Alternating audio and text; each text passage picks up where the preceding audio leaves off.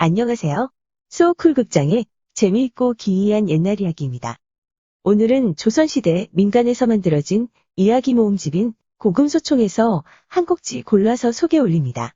남자 중심의 사회에서 공경에 빠진 슬기로운 처녀가 기발하고도 특출한 지혜로 그 상황을 헤쳐나가는 내용입니다. 구독과 좋아요 부탁드립니다. 고맙습니다. 그러면 시작하겠습니다. 옛날 한양 근교의 말죽거리에 김씨성을 가진 진사가 살고 있었다. 그는 나이 50이 넘도록 아무런 일도 해놓은 것이 없었고 물려받은 재산조차 없어 집안은 가난하기 이를 데가 없었다. 호구책을 찾아 가족을 이끌고 조선 팔도를 떠돌아다니다가 본관을 찾아 경상도 김해까지 흘러내려갔다. 그래도 명색이 양반이라 사또의 뒷배로 고을아전의 아이들을 상대로 훈장 노릇을 하며 생활을 꾸려나갔다. 4, 5년이 지나자 김진사는 늙어서 죽고 아내와 딸만 남았다. 딸은 방년 18세, 나이가 찼는데도 집안이 어려워 결혼은 꿈도 꾸지 못하고 있었다. 이웃 마을에 사는 한 양반이 그녀가 현명하고 정숙하다는 말을 듣고는 사람을 보내 정혼하고 일을 행하려 하였다. 그런데 근처에 그 고을 이방의 아들로서 관아에서 통인 일을 하는 젊은이가 하나 있었는데 그는 일찍이 진사에게 배운 학동이었다. 어느 날 그 녀석이 홀연 진사의 집에 나타나서는 계집종을 불러 세우고는 말했다. 너의 댁 아씨는 내가 서당에서 공부할 때 나와 여러 번 통하였다. 그런데 지금 들으니 다른 집에 혼사를 정했다고 하는구나. 이미 나에게 몸을 허락하고서 어찌 다른 곳에 시집을 간단 말이냐. 이 사실을 말루하게 아뢰도록 하라. 계집종은 즉시 처녀의 어머니에게 이 말을 전했다. 어머니는 이 말을 듣자마자 혼비백산하여 얼굴색이 흑빛이 되어 딸에게 물었다. 도대체 이게 무슨 말이냐? 딸은 얼굴빛 하나도 변하지 않은 채 태연하게 말했다. 그놈이 내가 어려움을 면하게 되었다는 말을 들었나 봅니다. 나쁜 놈이 내가 아버지도 없는 연약한 여자라는 점을 이용하여 이와 같은 음흉한 계략을 꾸민 것이 틀림없습니다. 많은 말을 할 필요 없습니다. 저 나쁜 놈과 내가 얼굴을 붉히며 서로 따지는 것보다는 관아에 고하여 억울함을 푸는 것이 나을 듯합니다. 말을 마치자 곧바로 처녀는 관아에 들어가 탄원서를 냈다. 사또는 사건이 하도 놀라고 괴상하여 전말을 밝히기 어렵겠다고 여기는지 턱을 잔뜩 끌어당기고는 끙끙거리고 있었다. 1시경이나 지났을까. 묘한이 섰는지 처녀를 안 보이는 곳으로 물러나 있게 하더니 마침내 통인을 불러서는 눈살을 찌푸리며 물었다. 내가 말하기를 김진사 때 처녀와 여러 번 서로 통했다고 하니 그 얼굴과 몸에 대해서 잘 알 것이다. 그것을 하나하나 자세히 말하도록 하라. 명심하라. 만야 어긋남이 추호라도 있으면 목숨을 건지기 힘들 것이다. 통인은 처녀의 얼굴과 몸에 대하여 하나하나 아뢰었다. 통인의 말이 끝나자 사또는 처녀에게 앞으로 나와서 서라고 했다. 처녀는 바로 나왔고 사또가 그 모습을 보니 과연 통인의 말과 조금도 다름이 없었다. 이는 통인이 몰래 사람을 시켜 미리 처녀에 대한 정보를 자세히 탐지한 까닭이었다. 앞뒤 사정을 제대로 모르는 사또는 너무 놀라 어떻게 말을 할 수가 없었다. 그러나 처녀는 진작부터 통인의 간교한 계략을 알아차리고 있었다. 사또가 판결을 쉬이 내리지 못하는 것을 보고 처녀가 말했다. 소녀, 사또께 조용히 말씀드릴 일이 있으니 잠시 좌우를 물리쳐 주십시오. 시킨 대로 하자 처녀가 말했다. 소녀의 왼쪽 젖가슴 아래에는 검은 사마귀 하나가 있는데 크기는 밤톨만 합니다. 그리고 사마귀 위에는 수십 개의 털이 나 있습니다. 이 사실은 아무도 모릅니다. 그런데 저 통인이 이미 소녀와 통했다고 하니 그는 반드시 알고 있겠지요?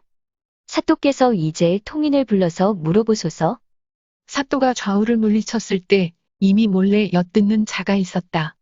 그 사이에 그는 먼저 통인에게 가서 사또와 처녀가 나눈 이야기를 들려주었다. 사또는 즉시 통인을 불러 물었다. 너는 저 처녀와 더불어 통했다고 주장하는데 그렇다면 마지막으로 하나만 더 묻겠다.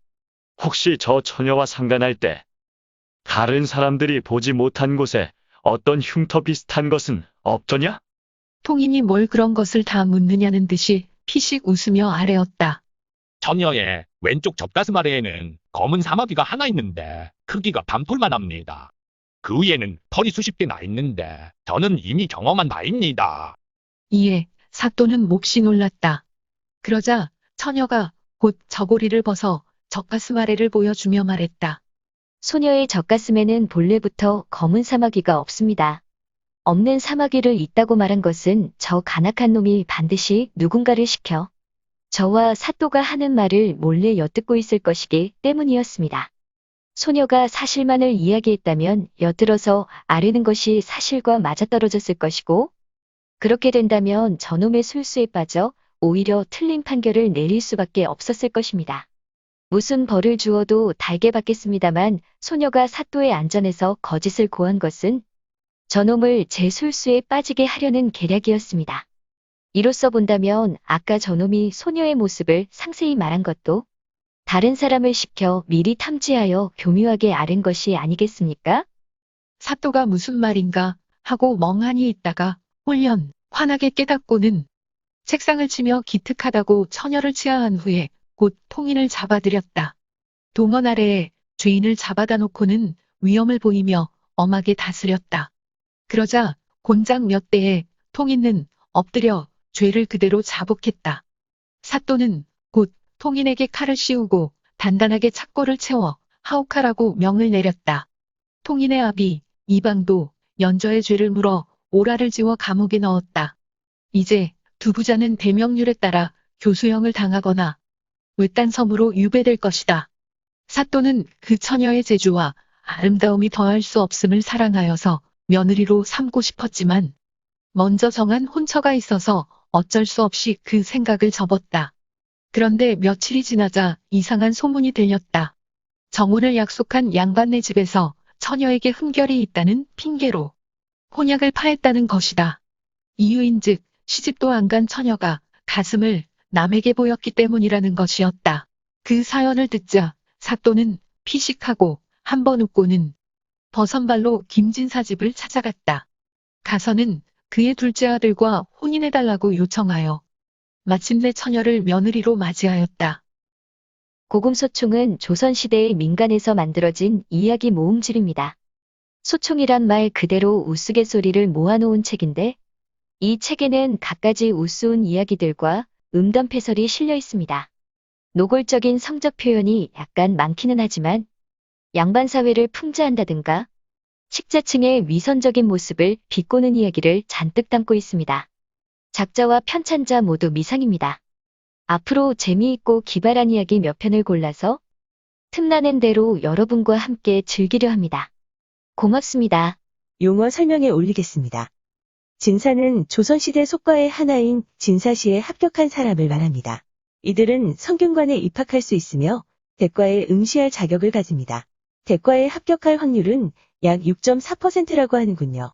진사는 생원과 함께 양반 계급의 가장 아래에 속했습니다. 이들은 관직을 가진다고 하더라도 참봉이나 훈도 등 종 구품직에 해당하는 미관말직에 제수되는 경우가 많았습니다. 뒷배는 겉으로 나서지 않고 뒤에서 보살펴주는 일 또는 그런 사람을 의미합니다. 이방은 조선시대 지방 행정조직인 육방 중의 하나입니다. 아전은 서리 즉 조선시대의 관청에 소속되어 중앙에서 파견한 수령을 보좌하며 행정실무를 담당하던 중인계층의 하급 관리를 말합니다. 통인은 조선시대 지방 관하에서 잔심부름하던 낮은 계급의 관리입니다. 말로 하는 마루 아래에서 예를 갖춘다는 의미입니다. 마님으로 번역이 가능합니다. 현재 우리가 쓰는 마누라라는 말의 원형이라고 하는군요. 대명률은 명청시대 약 500년간을 통하여 형률의 근본이 된 중국의 법전입니다. 조선의 형법 제정에 많은 영향을 주었습니다. 착고는 조선시대 죄인의 발목에 채우는 형구입니다. 착고라고도 합니다. 참고 문헌 및 출처 설명에 올리겠습니다. 민속자료간행회에서 펴낸 고금소총을 참고했습니다. 그리고 유화수와 이월영 선생이 펴낸 고금소총과 정상우 선생이 엮은 고금소총, 김준영 선생이 옮긴 조선 후기 성소와 선집도 참고했습니다. 블로그 히스토리의 역사 산책의 기사와 사진. 조선시대 화가 김준곤, 신윤복, 김홍도 그리고 정선의 그림 몇 점도 빌려왔습니다. 국립청주박물관과 한국학중앙연구원, 위키백과 나무위키 그리고 연합뉴스 기사와 사진도 참고 인용했습니다. 크라우드픽과 1238F의 사진도 참고했습니다. 소쿨극장입니다. 다음 주 화요일 10시에 뵙겠습니다. 고맙습니다. 안녕히 계십시오.